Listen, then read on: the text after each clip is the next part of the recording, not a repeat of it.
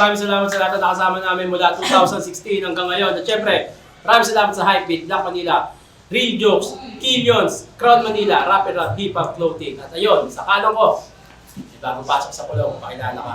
Yo, Linus, Pagaguan represent, shoutout Bangayan, shoutout Sigaw ng Pago, Happy Anim Pulo, Pakyo kaya. Shoutout syempre, Kuwagagawan. Hindi ko pa namimit yung mga yan, pero shoutout sa inyo lahat. Sa kaliwa ko, may MC, pakilala ka. Obey, M13, Mandaluyong. Shoutout kay Linus, isa siyang aktivista, rallyista, barista, gitarista, basta marami pa iba. 24 bars na kami. Hindi. Yeah. Nanalo ng koito si Linus. Pinili niya muna sarili niya. Tara! Yo! Alam nyo karayin ng kulang pa to sa news?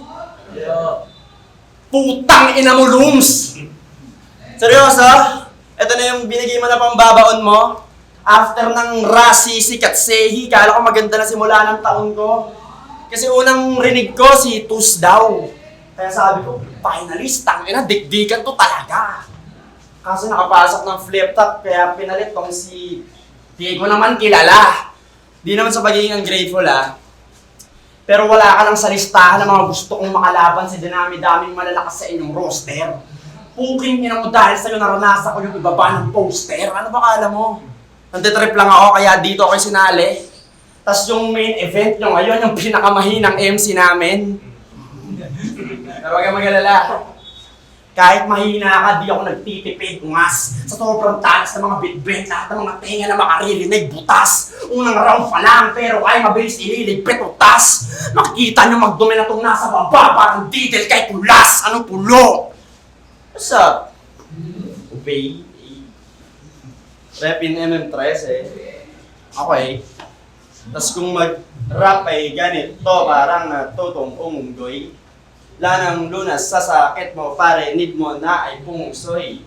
Mas magaling pa na mag-rap, tagalaglagang to. Pukin ang inang flow dyan. Hoy, obey na kuy-kuy! Utang na loob. Wala pa rin improvement yan ang tagal mo na nagra-rap ka. Repin high calibre na baril, tas di marunong rumatrat. Okay naman mga iba mong kagrupo. Pero ba't di ka natuto? Ano bang silbi ng 3 sa pangalan mo kung di ka naman tumubo? Uy, bobo! Waka na nga mag-flow, waka pa mag-rhyme. Tayo mo, di ko makakalimutan na tinugma na ito yung social issues sa verbally abused. Yung di ma-appreciate sa target market. May pangit! Ni isang syllable, wala man lang sumabit. Yan yung technique ay madaling mapus.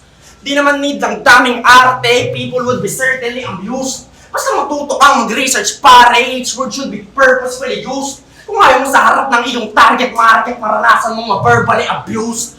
Kung puro ganyan na lang ang iyong trip, ay kalimutan mo, pre, na manalo. Isa ka lang ulit na neutral creep, na sa more trade ay pinala mo. Yeah, fuck this shit up, pull the trip, just taste my forte sa malayo. At kung mabubuhay ka after mong battle, tsak sa morgue ka pabangon. Tanga kahit may home court advantage ka, o hindi mo mabubuli. Tatambakan kita malahit sa OKC, di mo na to kaya pang habulin. I got no time for filler lines, maaga tatapusin. Dito sa mga multi, ikaw ay mahuhuli. Pero di ito yung tipo na magiging threat sa luni. Ito ang tatak ng kwagabuhan. Gagusuriin mong mabuti. Isa ako sa tinutukoy ni Bart sa malulupit na rookie. Kaya obey! Galingan mo! Para habang di pa kumakain ng mga tao sa battle natin, mabusog na. Kung matatalo ko dahil naganda kay tatanggapin ko ng malagod pa. Gago, huwag ka mag-choke, huwag ka magsastumble. Sulitin mo lahat ng oras ng mga ticket ng mga pumunta. Ganapan mo yung pangalan mo, obey, putang ina mo, sumunod ka. Dahil baka, unang bayad, pakilala natin, obey! Papangarad sa, 24 bars. Pero wala yan, game! Performance mo pang open mic cafe shop. Malambot at magaan parang latte art. Tapos sobrang matamis. Mahilig to sa asukal. Itong mahilig na mag-brew, papakitaan na brutal. Kaya stretching ng backbone. Yung penking may godbone para sa peking idol. Di pwedeng icon ako mala Stephen. Yung warrior, he check. Fireball, ready ng ason. Ganito ka init yung pagtagap ko sa'yo, Kendrick Tuason. Oo, Kendrick. Yung pangalan, alamat, bagamat, pabalat yung pamagat. tambak at nagkakalat. Tatapak ang babalat at katapat. Paparanas sa makata kung paano masapak. Pak! Pakyo ka. Petiks ng kalaban. Fundamental ang pangharang. Kendrick ang pangalan pero Kendall ang galawan kasi threesome yun ni Sisig Oza, matagal na yun nangyari. Tinuturbo ka sa puwet, kinakabyo mo yung ari. Awit, daming posisyon gustong itakel. Awit, gusto mo raw yung hinihele. Hinihelicopter. Helicopter, helicopter. 24 ko, Kobe. Shooter kahit sa anong angle. Crossover. Spin move. Jumper. 24 mo, Kobe. Patay sa helicopter. Nice. Tayo, pangalawang ballot, pakinggan natin. Yan. Boring yan. Sino kita onte. Tapos nakita ko nakapin yung gains mo sa profile mo, saludo sa effort. Mga larawan ng masaya niyang pamilya, masasarap na pagkain, talagang sagana sa network. Sobrang solido na ng lifestyle ni tropa. Talagang sagana na din ang network. Pero alam niyo talagang walang perfectong buhay, lalo na pag pangalan mo Edbert! Bisaya ang puta! Edbert, tas engineer ka pa. O di ba mas weirder? Edbert, the engineer, tangina parang Bob the Builder.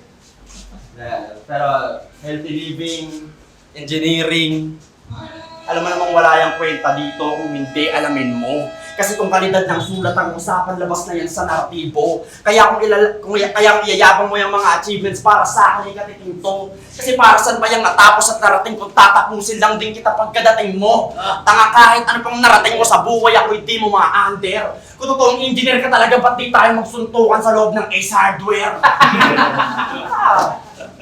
O, diba? Takina, kanina pa may tumawa din, di ba? Hindi na talaga makuha ng loob ng mga tao. Hindi mo na kasi alam kung gaano kahirap magpatawa lalo na pagwapo. Habang yung mga mukhang ganyan, kahit ano pa sabihin o kahit pa nakatanga, kahit mag-bars ka na mag-bars, pag ganyan tsura mo talagang may matatawa. O yung estilo at mukha mo parehas lang na laughing stock. Kahit yung ube ay clothing line, madadama mo ating gap. Pagkat yung mga tangang katulad mo ay pambalansin lang sa battle rap. Para makita ng mga taong sino ang magaan sa mabigat. Oh, pamilyar na. O yun ang sinabi niya kay Marjorie sa hindi man maniwala kayo. Pero halata naman sa reaction ng mga tao na gumagana sa'yo. Kasi can't say shit like that while being whacked at some fool's game. Umasta na predator kung nasa baba lang rin ng food chain. Smooth brain. Animal. Pagkain ka lang din sa akin at sa laban na to ay nag-alinlangan. Di mo masusukat aking bigat, masisira yung timbangan. Wasak, pera-peraso at makikita nyo sa aking actis.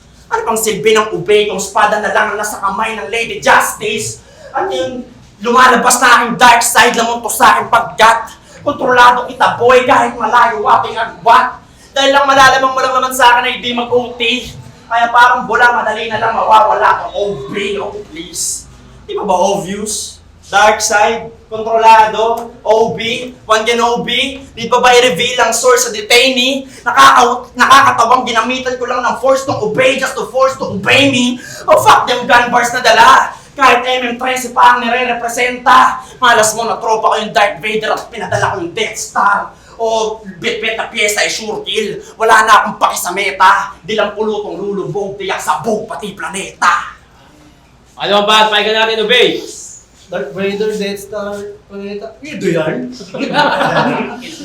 Tangina, suntukan daw sa Ace Hardware, ginawa mo yun. Doon tayo sa SM Baliwag Ace Hardware, ginawa ko yun. Largest Ace Hardware in Asia. Panis.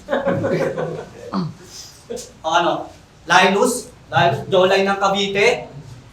Yung baba mo, ang haba-haba. Pero yung panulat mo, hindi mo hinahasa. Para kang kawawa, ang tinanong ka. Freestyle pa lang yun, sapaw ka sa akin. O, freestyle pa lang yun, men. Marty. Hindi naman kailangan yung sa liga. Kailangan dito mga linya. Miss you, Marty. Pangalan mo sa poster. OB3Y. Imbes na OB3Y, naging OBEY. Tito Shernan, di mo ba alam yung kaibahan? Parang bago ka naman sa aking pangalan. Pero hindi yun kahinaan, ikaw ay binabalaan, paalala lang yun na mali ka ng kinakalaban. Kasi Linus, ng Cavite, bakit sino ba yan? Tumatak netong linya, baka ng ina mo kakain dito yung tain mo parang Tito Badang. Ang baho ng galawan, ang baduy ng style moves. Linus, kaya ba Linus? Kasi lines mo galing sa anus, ang baho ng trip mo. Lines ko, sobrang shifty, parang Prime Westbrook Pips. Lines mo, lakas mga Swifty.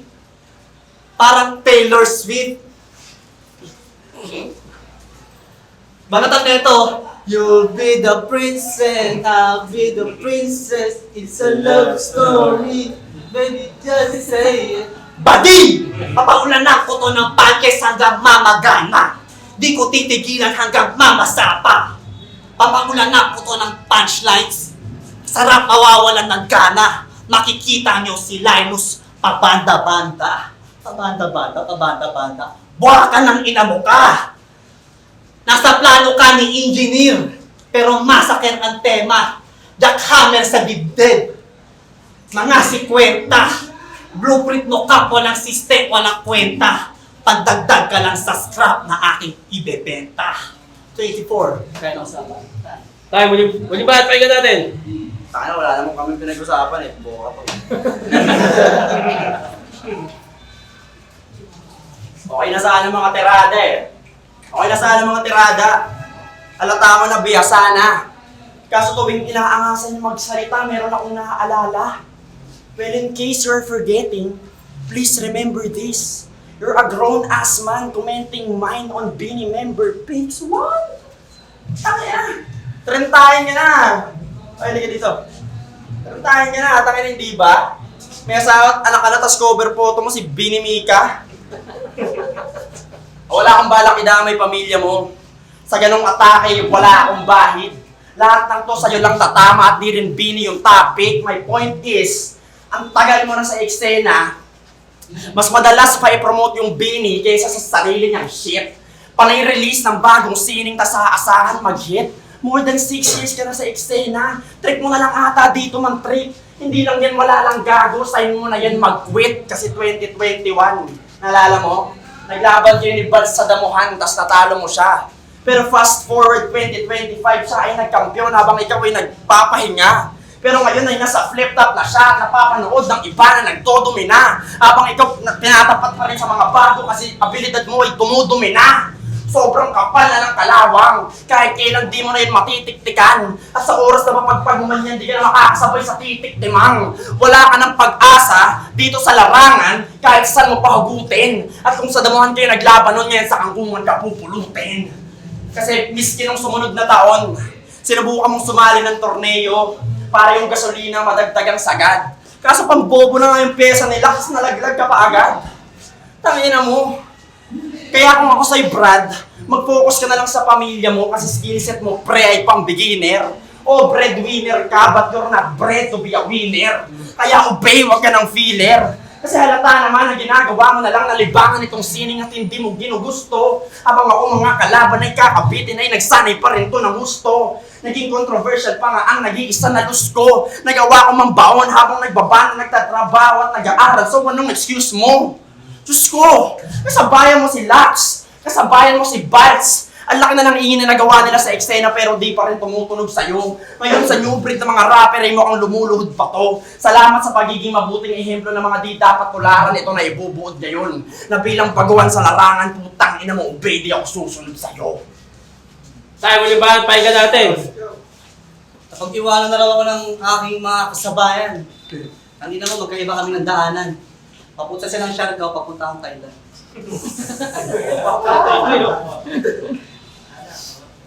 Baristang matcha lover, may pagka-talkative vibe. Gitarista pa sa banda at sa sokmed ay hype. Mahilig pa sa pusa, nag-aampon kaso yun ay orphan of lies. Ginagawa mo lang yon kasi isa kang performative guy o gustong makashoot. Kaya ang husay sa placing ka. Pati pagiging politically aware, ginawa mong technique par.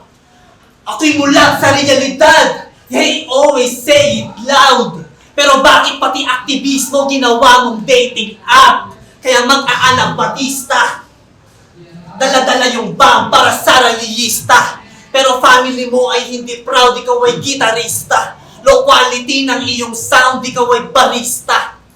Pero tinutulugan ka ng crowd, ang boring. Kaya chat sa akin ni Looms. Obey Linus. Galing rap lines. Huling kalaban nito si Ultimate. Hindi sa'yo, kundi sa kalaban mo ako nagkaroon ng interest. Kapal lang yung mukha sa flip-top, gusto pang umentry. Eh tinatalo ka lang na mga below average flip-top MC. Oo, nung ako nilaban, pinalo ko.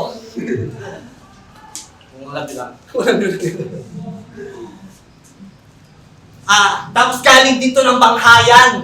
Kaya yung linyahan. Ako'y taga-banghayan. Alam ko ang simula at ang wakas. Pukin ang ina mo ka, tama mo ang lakas. Banghayan pero yung pormahan, pangslaman. Banghayan at pangalan ng liga nyo, balyahan. Tapos, ang dami na itong personalidad no? Balista, gitarista, rallyista, kamukha ni Batista. Tapos mahilig sa pusa. Tapos nakakita siya ng personality sa internet, tapos sinalpak niya sa katawan niya. Tapos, dumadapo-dapo ka sa kung saan liga. Ano yun, nag-isa pulo, di ba? Tapos galing rin ng kwagaguhan. Kaya malupit din. Kaya sigaw ng kwago. Sigaw ng kwago. Kaya ito ba ay kwago? Kung ating ka-classify. Kasi pag binagnify, ito'y mapapalsify. Mahilig kang dumapo pero wag mo nang i-justify. Hindi ka kwago, gago, isa kang social butterfly. Putang ina mo! Time! Yo! Napakan natin yung laban na yun! Yeah! Pulo Rap Battle League, Ani Puwersa ay kasampung taon ng Pulo Magigay! Ang ina mo, bambo! Hypebeat, Lang Manila, Real Jokes, Killions, Rapid Rock Hip-Hop Clothing, Crowd Manila. Maraming salamat. At yun, Obey versus Linus, ang bote ng Urado, 3-0 para kay Linus!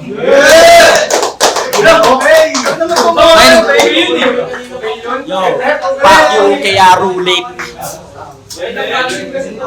Yo, Bay, yung present. Lalo sa mga baba ko, si JP, si Joseph, si Charles, si Raylan, si Architect Side. Sa mga warrior namin. Para sa inyo, kahit talo. Shoutout sa lahat. Stream yung music ko kahit gano'n. Battle po rin tayo. Judges. Meg. Malino naman, all three kay Linus talaga. Punches, skills talaga na bitbit material. Linus. Eds ako mga basic skull, binoto ko si Linus all 3 rounds. Pero gusto ko lang bigyan ng props si Obey. Feeling ko kung medyo nag-stick siya sa comedic niyang approach, feel ko may kalalagyan si Linus. Kasi yung set ni Linus ng round 1 yung mood ng battle. Pero mas tumatama yung mga jokes ni Obey kumpara sa sa seryoso niyang pyesa. Pero kapag natataon na galing siya sa jokes tapos nagsiseryoso siya na pyesa, mas sumusuntok. So, yun lang. Pero yun, all 3 rounds, Linus, sorry. Binoto si mga ulol na naman sa likod ko eh. Binoto ko si Linus all 3 rounds. Nakita ko kasi kay Obey. Nag-ano siya, nag-Istanbul siya. Pero nahabol niya ng freestyle. Yun nga lang, kinakalabasan eh. Para siyang floating moments niya, which is nakaka-apekto. Kasi Linus naman, grabe. Ngayon ko rin siya nakita mo battle, pero solid yung mga pinagawa niya. Nakuha niya yung 3 rounds. Linus.